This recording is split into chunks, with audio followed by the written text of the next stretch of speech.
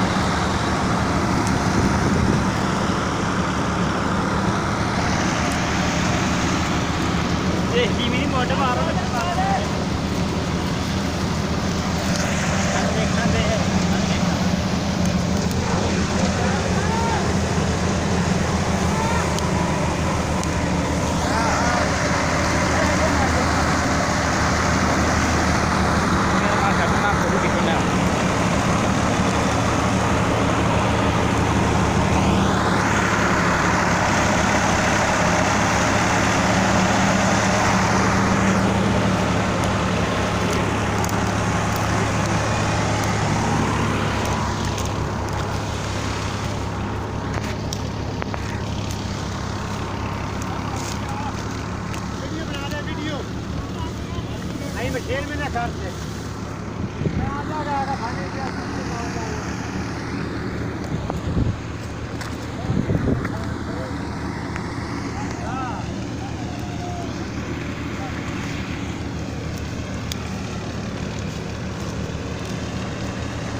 बकरियां मोड़ पैंदियां पे सारा जी यार, बकरियां मोड़।